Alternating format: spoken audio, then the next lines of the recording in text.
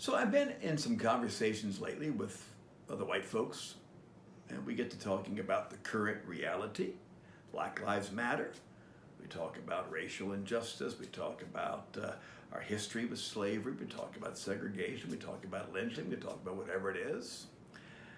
And in that, I find this sort of, and this is my interpretation of the interaction, completely my interpretation, and I could be interpreting it completely wrong. But I get this feeling like, it's enough. It's enough. I mean, come on. That was like so long ago. Okay, so we had slaves. Well, we corrected that. We had the Civil War, and we freed them. Okay, we freed them. And then now look at all the programs we've done. Look at all the programs we've created. And we have bent over backwards to make this right. And I'm going like, hold on a minute. Let's back up a little bit. Let's begin with this crazy notion of we're the greatest country in the world, this beacon of freedom and hope and our God-given rights, and everyone is created equal in the eyes of God. We were all doing this with slaves. And it took a war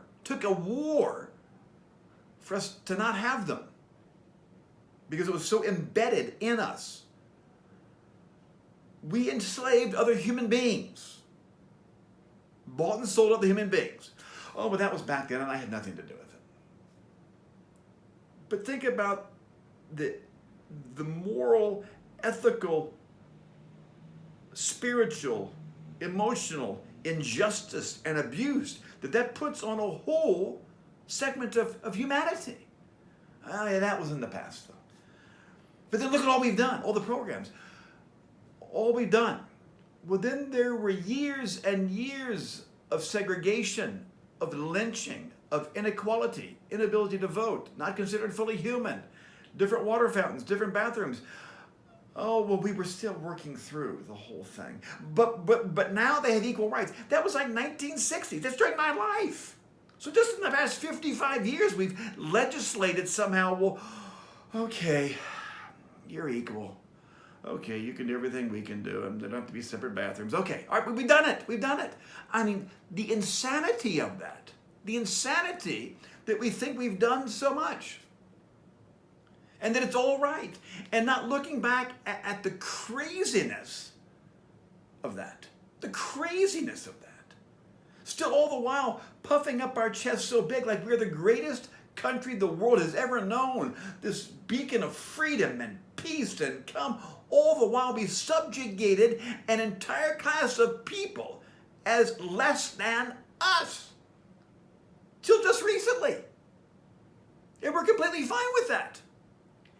And now, when folks complain and say, really, there seems to be the air of like, they should be more grateful.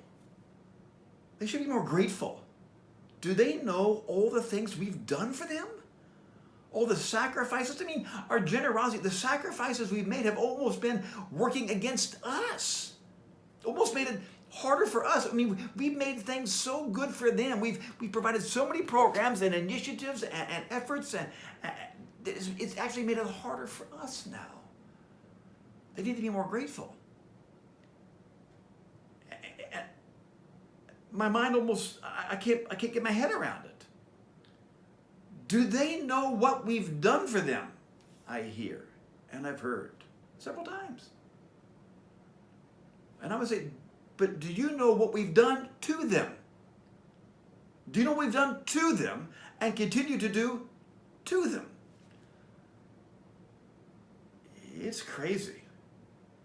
I mean, white people, we're living in some kind of delusional reality about the wonderful virtue of our past and our integrity and our faithfulness as Christians, and the wonderful integrity that we have as this wonderful group of white people. I mean, we're delusional. I mean, we act like this whole thing never happened, or if we did, it was just a momentary blip on the radar, just a slight indiscretion, our relationship with our black sisters and brothers. And right now, the black folk just need to get over it. Man, that's whacked. It's whacked. That's my thought for the day. Peace and blessings on the way.